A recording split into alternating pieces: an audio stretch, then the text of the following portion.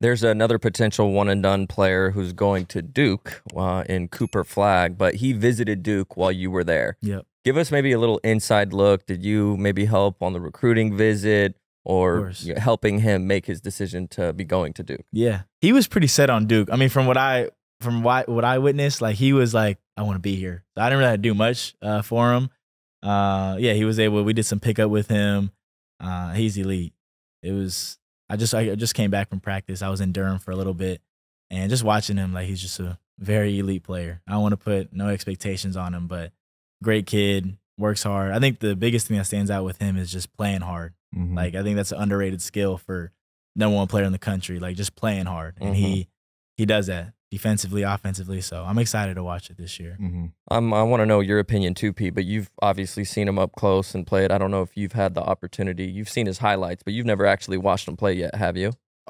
Just highlights. I've seen just the highlights. Who does he remind you guys of? You've seen him in person. Would there be maybe a player in the league that you'd say he looks like? And Pete, just based on your highlights, who would you compare him to? I don't know, because he's nice. He's nice. Like, he talk about like a well-rounded player. Like, I don't know. He kind of got like a little like like Michael Beasley. Like, at that size, can score, like can play make, super talented, like just a game changer. You know what I mean? Like, I don't think people speak enough about how good Michael Beasley was or is. You know, I still see clips to this day of him like just doing crazy shit online, and this motherfucker is still hooping, you know? Yeah, I think the world of Cooper Flagg, man. I think he got the ultimate game. Yeah. I don't know a player comp for him. I can't think of one, but he's gonna be elite.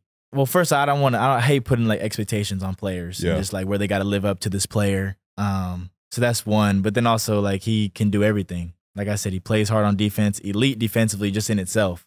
And then obviously he makes shots. He always does in practice, he does this, like he pump face, throws off the backboard, and then dunks it. Like just simple things like that. I just don't see it often.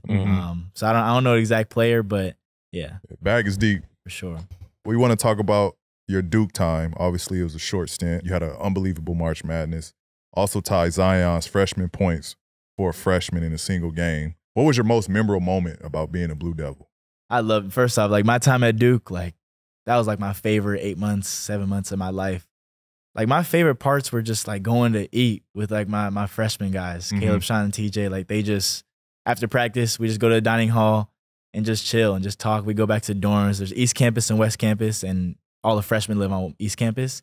That was like my favorite part. Obviously, like winning the games, beating Houston to go to the Elite Eight, like that stuff is crazy in itself. But just the simple stuff that I'm gonna miss probably the most. Being with the homies. Yeah, exactly. Yeah. Speaking on the March Madness, and again, you had a great run there. You mentioned it about beating Houston, and that was a thrill. When you talk about both March Madness and Summer League, which one was more enjoyable or you had more fun playing in? That's tough. Because Summer League, like putting on an NBA jersey, like that's crazy in itself. Playing in that in Vegas where I've watched it my whole life. I got to say March Madness, though, just because we made it to the Elite Eight. You've been with those guys like the whole time, and then you finally get to March Madness. It's like the games are packed. I got to say March Madness. Yeah. Did you notice, speaking on Summer League, did you notice like the game is different? Like faster. Because it's faster, but I also felt like after college and playing in Summer League, I was like, damn, I can like hoop more. Like a lot of space. Yeah. Way like, more I can really space get to my shit in the league. Yeah. Definitely in college, everybody's in the gaps playing Virginia. It's like they want the game 30-30. So right.